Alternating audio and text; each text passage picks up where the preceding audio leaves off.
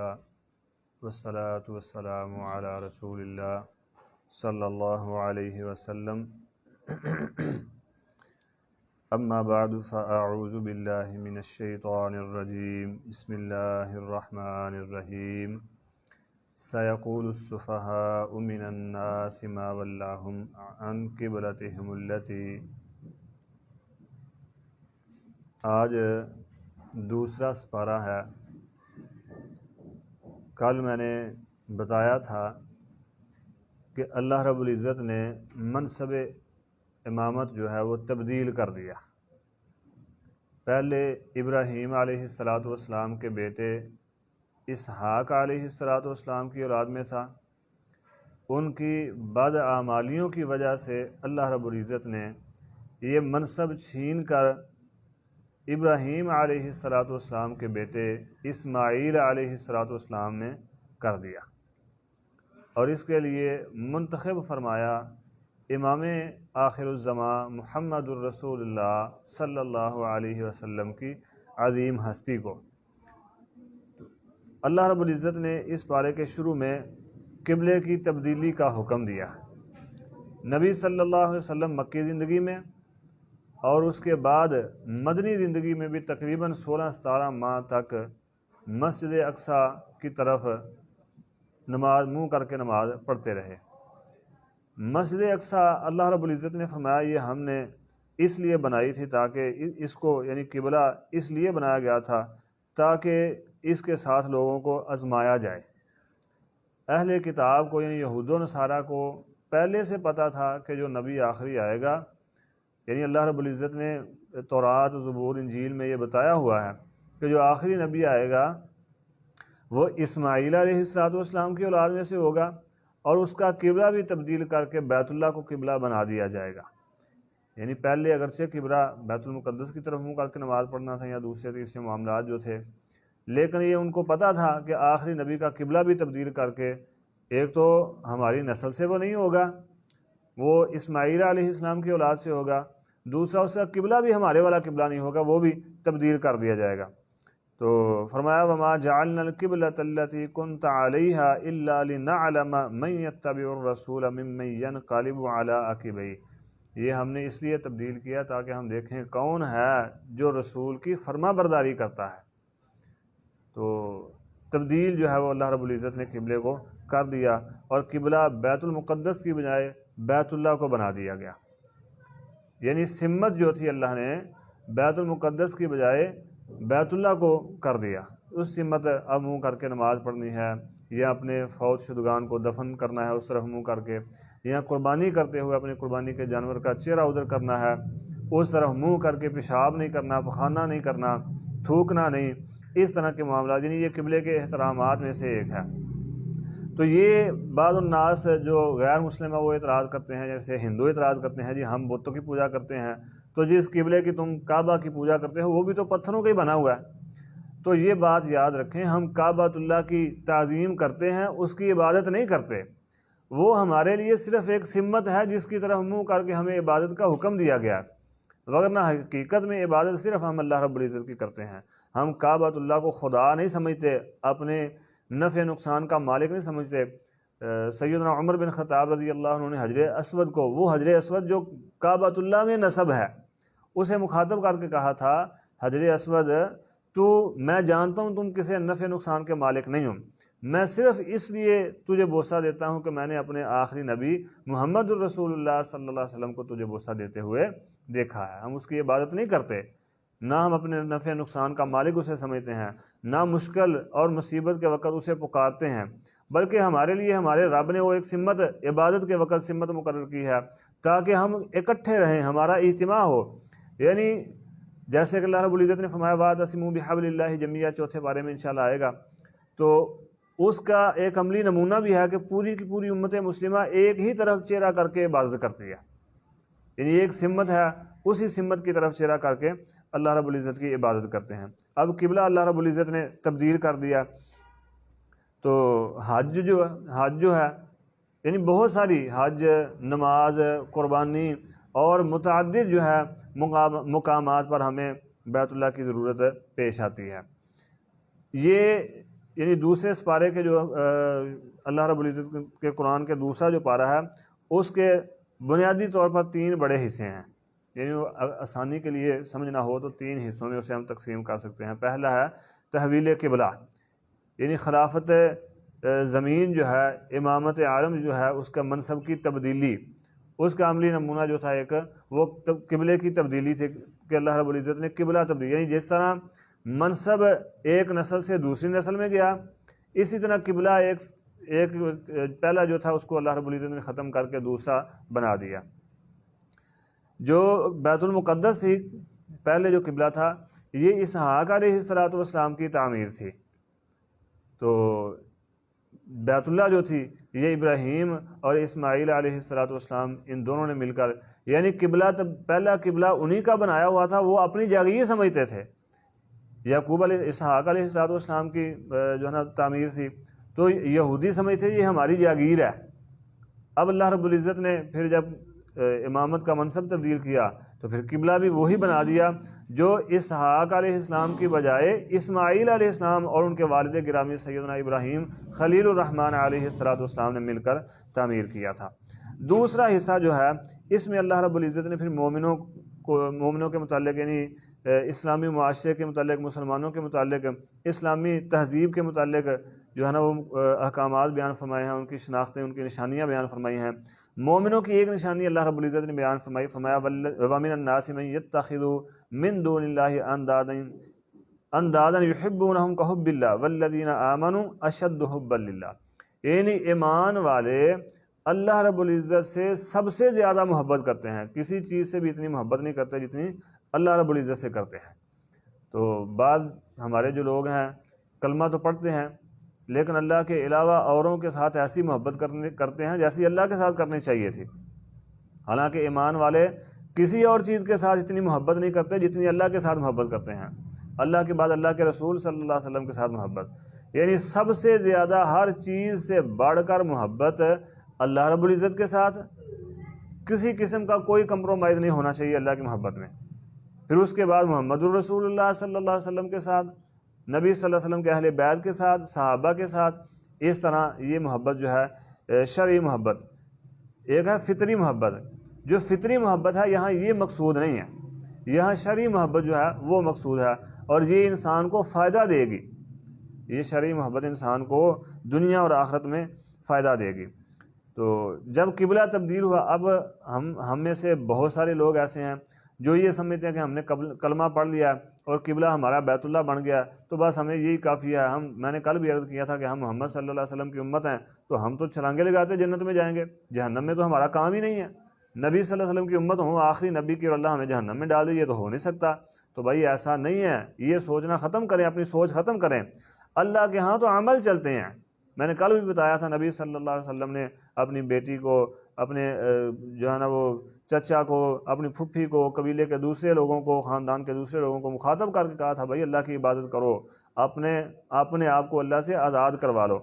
تو یہاں اللہ رب العزت نے جیسے وہ کرتے تھے یہود و نصارہ، ایسے مسلمانوں میں بھی یہ روش ہے، تو اللہ نے اس کا جو ہے نا یہ بات ختم کر دی کہ یہ مت سمجھو کہ قبلہ ہی ہماری جو ہے نا وہ کامیابی کی دلیل ہے۔ وہ سمجھتے ہیں کہ ہم بیت المقدس کی طرف منہ کرتے ہیں، یہ ہمارا قبلہ ہے تو یہ ہماری کامیابی کی دلیل ہے۔ مسلمان سمجھتے ہیں بیت اللہ ہمارا جو ہے قبلہ سمت ہے تو یہ ہماری کامیابی کی دلیل ہے۔ اللہ نے فرمایا نہیں، لیس البر ان تولوا وجوہکم قبل المشرق والمغرب، مشرق یا مغرب کی طرف منہ کر کے نماز پڑھنا، عبادت کرنا، یہ کوئی کامیابی کی دلیل نہیں ہے، بلکہ دلیل کیا کامیابی کی؟ فرمایا ولکن البر، نیکی تو یہ ہے، یہ مت سمجھے کہ ادھر منہ کر کے نماز پڑھتے ہیں بیت المقدس کی طرف پھر جو ہے نیکی اللہ کے ہاں قبول ہوتی ہے، یا بیت اللہ کی طرف منہ کر کے نماز پڑھ رہے ہیں تو پھر اللہ کے ہاں نیکی قبول ہوتی ہے، کامیابی کی دلیل بن جاتی ہے، نہیں۔ ولکن البر من آمن باللہ والیوم الآخر والملائکۃ والکتاب والنبیین، اللہ پر، قیامت کے دن پر، ملائکہ پر، اللہ کے نبیوں پر، آسمانی کتابوں پر ایمان لانا، یہ ہے نیکی۔ اور اللہ کے راستے میں خرچ کرنا، مسکینوں، یتیموں پر، قریبی رشتہ داروں پر خرچ کرنا، سائلین پر جو سوال کرنے والے ہیں ان پر خرچ کرنا، نماز پڑھنا، زکوٰۃ دینا، جو لوگوں کے ساتھ معاہدے ہیں، وعدے کیے ہیں، وہ وعدے پورے کرنا، وعدہ کا متعلق قیامت کے دن سوال ہوگا، یہ یعنی ہر وہ کام جو اللہ اور اس کے رسول صلی اللہ علیہ وسلم نے حکم دیا ہے وہ کرنا، یہ نیکی ہے۔ یہ مت سمجھے کہ ہم بیت اللہ ہماری سمت جو ہے وہ مقرر کر دی گئی ہے بیت اللہ تو ہم کامیاب ہو جائیں گے، ہم جو ہے نا اللہ کے ہاں نیکی قبول ہوگی، نہیں، جب تک ہم مکمل طور پر ایمان والے نہیں بن جاتے تب تک ہمارا کوئی عمل قبول نہیں ہوگا۔ یعنی ایمان کی جو 3 شرطیں ہیں ان میں سے ایک بھی کم ہو تو اللہ کے ہاں کوئی عمل قبول نہیں ہوگا۔ آگے پھر اللہ رب العزت نے قصاص، دیت اور وصیت کے متعلق احکامات نازل فرمائے ہیں، اور اس کے متصل بعد اللہ رب العزت نے روزوں کے متعلق یا ایھا الذین آمنوا کتب علیکم الصیام کما کتب علی الذین من قبلکم، یعنی رمضان المبارک کے روزوں کے متعلق جو ہیں وہ احکامات نازل فرمائے ہیں۔ روزوں کے متعلق احکامات بیان فرمانے کے متصل بعد اللہ نے فرمایا وَلَا تَأْكُلُوا أَمْوَالَكُمْ بَيْنَكُمْ بِالْبَاطِلِ وَتُدْلُوا بِهَا إِلَى الْحُكَّامِ لِتَأْكُلُوا فَرِيقًا مِنْ أَمْوَالِ النَّاسِ بِالْإِثْمِ وَأَنْتُمْ تَعْلَمُونَ، یعنی باطل طریقے سے اپنے مسلمان بھائیوں کا مال نہ کھایا کرو۔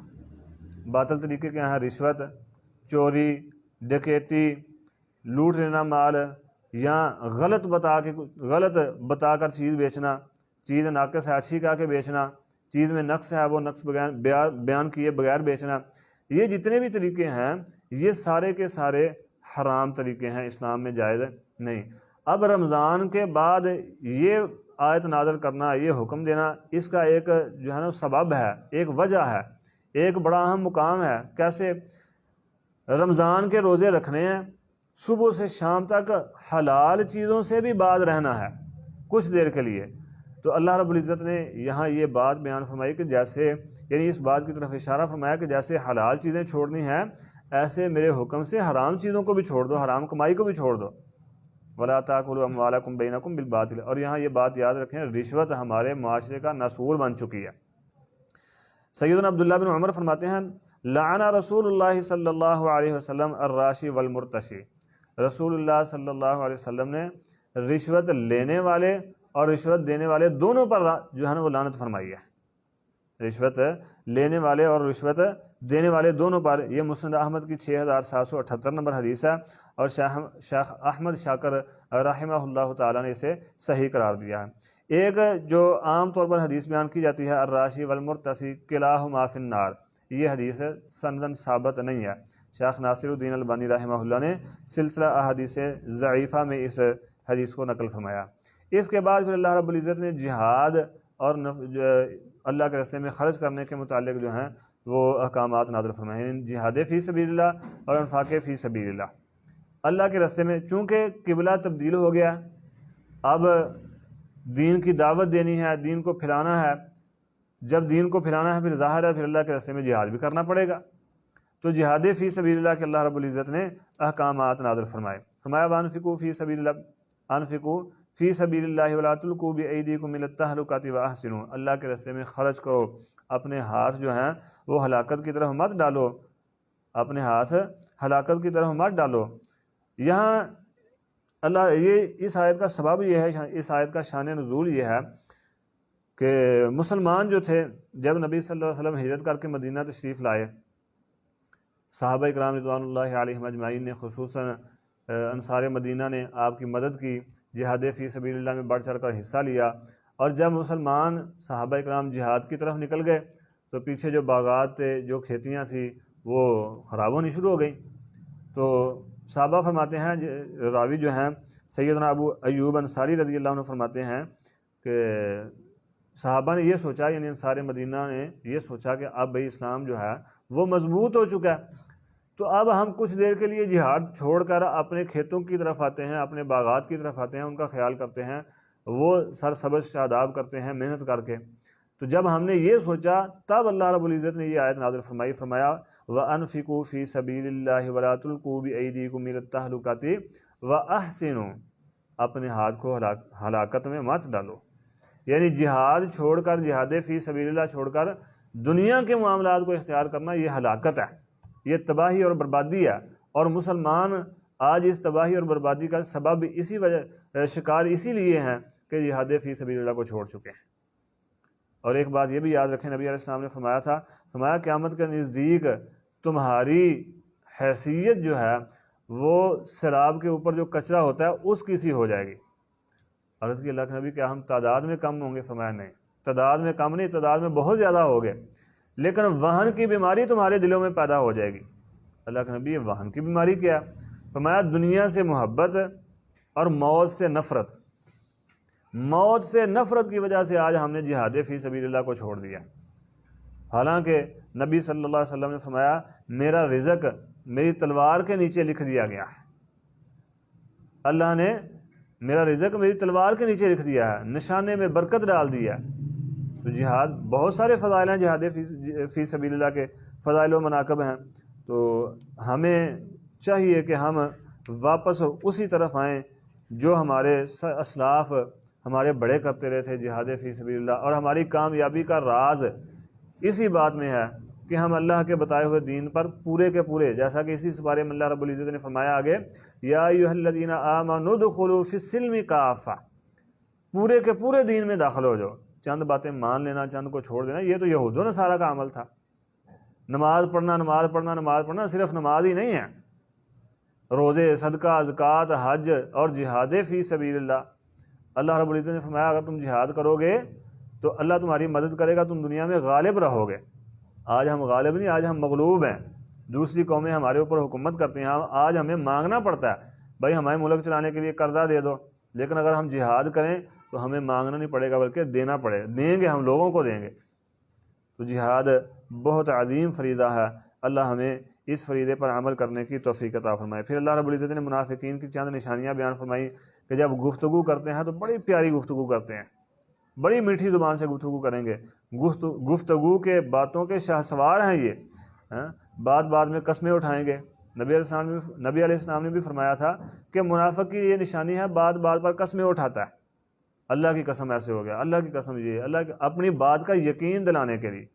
تو یہ اللہ رب العزت نے بتایا کہ ان کی یہ جو ہے نا یہ نشانیاں ہیں. آگے اللہ رب العزت نے پھر یہ بتائیں. پھر اللہ نے فرمایا ام حسبتم ان تدخلوا الجنۃ ولما یأتکم مثل الذین خلوا من قبلکم, کیا تم نے یہ سمجھ رکھا ہے کہ تم جنت میں داخل ہو جاؤ گے؟ کیا تمہارا یہ گمان ہے, ام حسبتم ان تدخلوا الجنہ, کیا تم یہ گمان کر کیے بیٹھے ہو کہ تم جنت میں داخل ہو جاؤ گے, حالانکہ تم پر ایسی مصیبت, ایسے جو ہے نا مشکلات, ایسے امتحانات نہیں آئے جیسے پہلے لوگوں پر آئے تھے.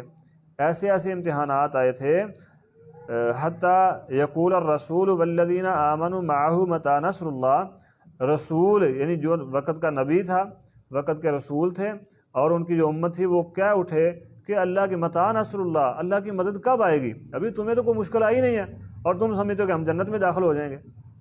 اسی بات کو تھوڑا سا ہم پیچھے لے کے جائیں تو جہاد جیسی عظیم فریضے کو ادا کرتے ہوئے جو مشکلات آتی ہیں ابھی تو ہم نے وہ اٹھائی نہیں ہیں, ان مصائب سے ہم تو دو چار ہوئے نہیں ہیں, تو کیسے ہم سمجھ لیں کہ ہم جنت میں جائیں گے؟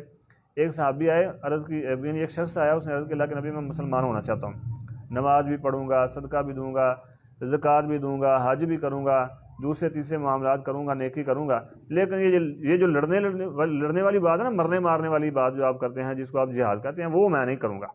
نبی علیہ الصلوۃ والسلام نے فرمایا اگر تم جہاد نہیں کرو گے پھر جنت میں کیسے داخل ہوگے؟ اتنا اہم عمل ہے. تو یہی یہاں پر بھی وہی بات ہو رہی ہے, ام حسبتم ان تدخلوا الجنۃ ولما یأتکم, تم نے کیسے گمان کر لیا ہے کہ تم جنت میں بغیر مشکلات کے اور بغیر مصائب کے چلے جاؤ گے؟ اللہ کی طرف سے تو ایسے مصائب آئے ہیں پہلے لوگوں پر کہ نبی اور اس کی امت یہ کہہ اٹھے ہیں متی نصر اللہ, اللہ کی مدد کب آئے گی؟ اللہ اکبر. اندازہ کریں کہ کتنے کتنے مصائب ان پر آئے ہوں گے, کتنی مشکلات آئی ہوں گی ان کے لیے. ہم تو اپنے کاروبار کو نماز کے لیے نہیں بند کرتے, دکان چھوڑ کر ہم مسجد میں نہیں آتے, اذان ہو گئی ہے, یہ سوچ کر اگر دکان بند کر دی تو جو خریدار ہیں وہ واپس چلے جائیں گے. جہاد تو اس سے کہیں زیادہ مصائب بھرا ہے. ہم اپنے گریبان میں جان کر دیکھیں کہ ہم تو نماز کے لیے دکان نہیں بند کر رہے. جب نماز کے لیے ہم دکان نہیں بند کر رہے تو جہاد ہم کیسے کریں گے؟ اگر جہاد نہیں کریں گے تو کامیاب کیسے ہوں گے؟ ہماری کامیابی کا راز اللہ رب العزت کے راستے میں جہاد کرنے میں ہے.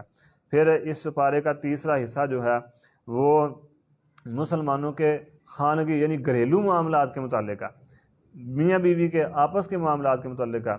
جب تک میاں بیوی کے آپس کے گھر کے معاملات ٹھیک ہوں گے معاشرہ مستحکم ہوگا. جب گھریلو معاملات بگڑ جائیں گے تو پھر پورے کا پورا معاشرہ بگڑ جائے گا.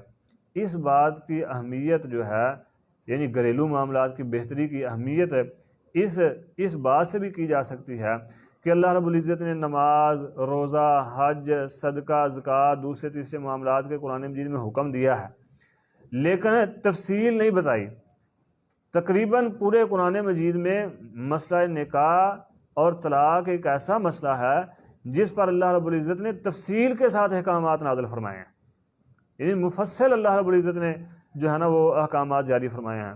باقی نماز کا حکم آپ دیکھ لیں، نماز کا حکم ہے لیکن طریقہ پورے قرآن مجید میں نہیں ملتا ہمیں، صدقہ کا حکم ہے طریقہ نہیں ملتا، زکوٰۃ کا حکم ہے طریقہ نہیں ملتا، حج کا حکم ہے طریقہ نہیں ملتا مکمل۔ لیکن یہ نکاح اور طلاق کے معاملات ایسے ہیں اللہ رب العزت نے تفصیل کے ساتھ بتائے ہیں۔ جب تک ہمارے گھریلو معاملات درست نہیں ہوں گے ہمارا معاشرہ مستحکم نہیں ہوگا۔ اللہ نے فرمایا وَلَا تَنكِحُوا الْمُشْرِكَاتِ حَتَّى يُؤْمِنَّ وَلَا أَمَةٌ مُؤْمِنَةٌ خَيْرٌ مِّن مُشْرِكَةٍ۔ مشرک عورت سے نکاح کرنے سے بہتر یہ ہے، مشرک آزاد عورت سے نکاح کرنے سے بہتر یہ ہے کہ تم کسی لونڈی جو مومنہ ہے اس سے کر لو۔ مشرک کیوں؟ اگر مشرک عورت سے نکاح کریں گے تو لازمی طور پر وہ اپنا شرک اپنی اولاد جو آپ کی اولاد ہے اس میں بھی ڈالے گی، آگے بھی یہ شرک پھر چلتا جائے گا، پھر وہ آگے اپنی اولاد میں، وہ آگے اپنی اولاد میں۔ جو گھر میں ماں تربیت کرتی ہے وہ باپ نہیں کر سکتا، کیوں؟ باپ سارا دن باہر رہتا ہے تو بچے تو ہوتے ہیں ماں کے پاس، اگر مشرکہ ماں مشرکہ ہوگی تو اپنے بچوں میں شرک داخل کرے گی۔ تو اس لیے اللہ نے فرمایا کہ مومنہ جو لونڈی ہے وہ بہتر ہے مشرکہ آزاد عورت سے، یعنی مشرک کے ساتھ نکاح نہیں کرنا۔ اگر گھر ایک ماں جو ہے وہ مشرک ہوگی تو آگے پھر ساری کی ساری نسل جو ہے اس میں شرک داخل ہو جائے گا۔ پھر اللہ رب العزت نے مردوں کو حکم دیا کہ بیوی اور بچوں کے حقوق پورے کرو، بیوی اور بچوں کے حقوق پورے کرو۔ طلاق کے متعلق اللہ رب العزت نے پھر احکامات نازل فرمائے، اور طلاق کے متعلق احکامات نازل فرماتے ہوئے اللہ نے فرمایا وَلَا تَنْسَوُا الْفَضْلَ بَيْنَكُمْ إِنَّ اللَّهَ بِمَا تَعْمَلُونَ بَصِيرٌ۔ آپس میں احسان کرنا نہ بھولو، آپس میں احسان کرنا نہ بھولو، بے شک اللہ رب العزت جو تم کرتے ہو سب خوب دیکھنے والا ہے۔ یعنی اگر معاملہ یہاں تک پہنچ گیا ہے کہ آپس میں نہیں بنا رہی، طلاق دینی پڑ رہی ہے، الگ ہونا پڑ رہا ہے، تو پھر بھی ایک دوسرے کے ساتھ احسان کے معاملے کو نہیں چھوڑنا، نیکی کے معاملے کو نہیں چھوڑنا، احسان جو ہے وہ کرنا ہے ایک دوسرے کے معاملے میں۔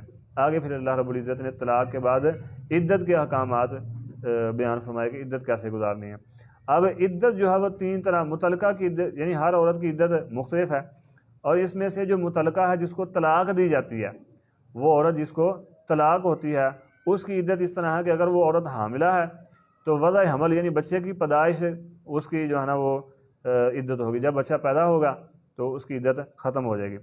اس طرح جس خاتون کے جو ہے نا وہ ایام ماہواری جو ہے منسز جو ہیں وہ صحیح طرح آتے ہیں تو اس کے لیے 3 حیض جو ہے وہ عدت ہے، لیکن جس عورت کو ماہواری یعنی منسز جو ہیں ایام مخصوصہ جو ہیں وہ ترتیب کے ساتھ نہیں آتے، رکاوٹ کے ساتھ آتے ہیں، اس کے لیے 3 مہینے عدت ہے۔ اسی طرح وہ عورت جس کا خامد فوت ہو جاتا ہے اس کے لیے اگر وہ حاملہ ہے تو بچے کی پیدائش اس کی عدت ہے، اگر وہ حاملہ نہیں تو 4 مہینے 10 دن اس کی عدت ہے، 4 ماہ 10 دن اس کی عدت ہے۔ یہاں یہ بات یاد رکھیں، بعض جو اسلام دشمن ہیں وہ یہ اعتراض کرتے ہیں دیکھو جی عورت کو 3 مہینوں تک جو ہے نا یعنی 4 مہینے 10 دن تک عورت کو جو ہے نا پابند کر دیا، وہ آگے شادی نہیں کر سکتی۔ تو اس میں عورت کا ہی فائدہ ہے۔ آج کی موجودہ سائنس جو ہے وہ یہ کہتی ہے کہ ہم بستری کے وقت عورت جو ہے وہ مرد کے جسم کے بیکٹیریاز کو جو ہے نا وہ اپنے اندر جذب کر لیتی ہے مکمل کے مکمل۔ اب جب بیکٹیریا مکمل اس کے اندر داخل ہو گئے ہیں، اب دوبارہ فوری طور پر کسی اور سے شادی کرے گی تو دوسرے مرد کے بیکٹیریا بھی اس کے اندر چلے جائیں گے جو اس کے لیے جان لیوا بیماریوں کا سبب بنیں گے۔ اسی طرح ڈی این اے اس کے اندر جو ہے نا وہ داخل ہوتے ہیں۔ تو وہ موجودہ سائنس کہتی ہے کہ پہلے مہینے میں یعنی ہم بستری کے بعد تقریباً 32 سے 35% جو ہیں وہ ڈی این اے پروٹین جو ہیں وہ نکلتے ہیں عورت کے، اگر دوبارہ ہم بستری نہ کی گئی ہو 32 سے 35% تک بیکٹیریاز جو ہیں وہ خارج ہوتے ہیں عورت کے جسم سے مرد کے۔ اس کے بعد اگلے مہینے میں جو ہے وہ 65 سے 75 تک، اور اس کے بعد تیسرے مہینے میں تقریباً مکمل 100% جو بیکٹیریاز ہیں، اپنا پروٹینز ہیں، ڈی این ایز ہیں، وہ ختم ہو جاتے ہیں۔ اب تیسرے مہینے کے بعد وہ بالکل تیار ہے، آگے وہ شادی کر سکتی ہے۔ اس کا جسم دوسرے مرد کے بیکٹیریاز کو جو ہے نا وہ اپنے اندر سمانے کے لیے تیار ہے۔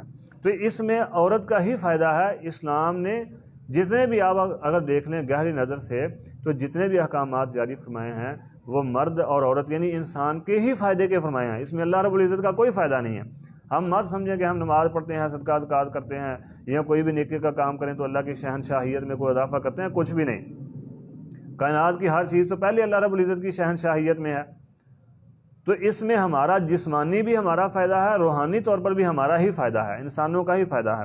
پھر اللہ رب العزت نے واقعہ طالوت بیان کیا ہے۔ بنی اسرائیل کی ایک قوم، ایک قبیلہ تھا، ایک قوم تھی، اس پر ایک جابر اور ظالم بادشاہ نے حملہ کر کے قبضہ کر لیا۔ ان کے جو عورتیں تھیں ان کو لونڈیاں بنا لیا، مرد جو تھے وہ بھاگ گئے۔ بعد میں شرمندہ ہوئے کہ ہمیں ایسا نہیں کرنا چاہیے تھا، ہمیں مقابلہ کرنا چاہیے تھا۔ تو پھر جو نبی تھے وقت کے، ان کے پاس گئے، جا کر کہا جی ہمارا کوئی جو ہے نا وہ ایک بادشاہ مقرر کریں، وزیر اپنا ایک جو ہے نا ہمارا بندہ مقرر کر دیں، سپہ سالار، جس کے متحت رہ کر ہم لڑائی کریں اور اپنے بچوں اور عورتوں کو آزاد کروائیں۔ تو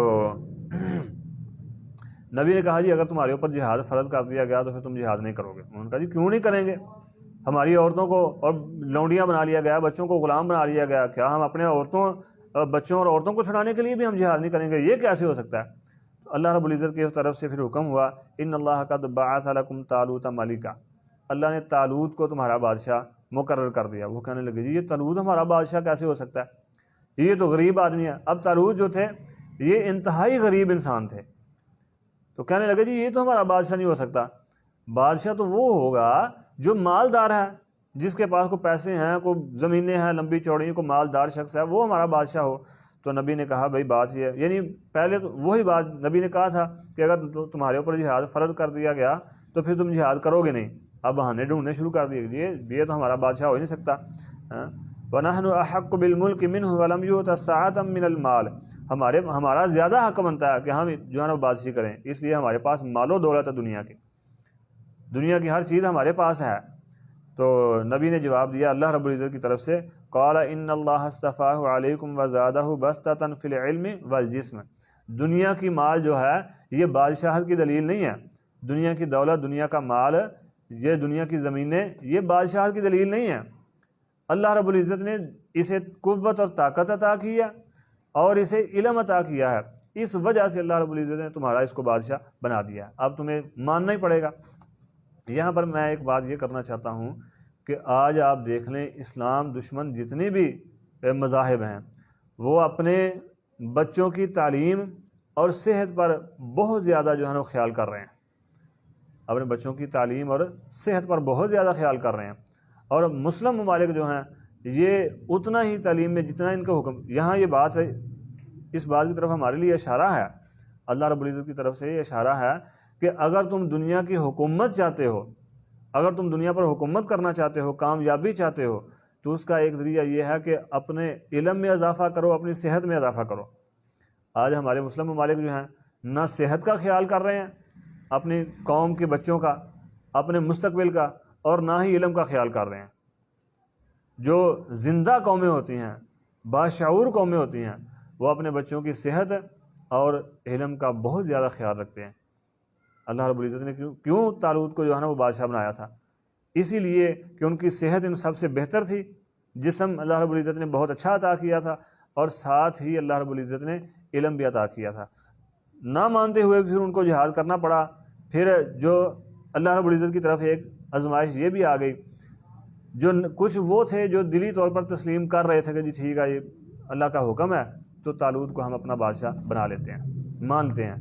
کچھ وہ تھے جو دلی طور پر تسلیم نہیں کر رہے تھے، اللہ کی طرف سے آزمائش آئی تو طالوت علیہ السلام نے جو ہے نا وہ کہا کہ بھئی بات یہ ہے، اللہ تمہاری ایک نہر کے ساتھ آزمائش کرے گا، اس نہر سے ایک چلو سے زیادہ جس نے پانی پی لیا وہ مجھ سے نہیں ہے۔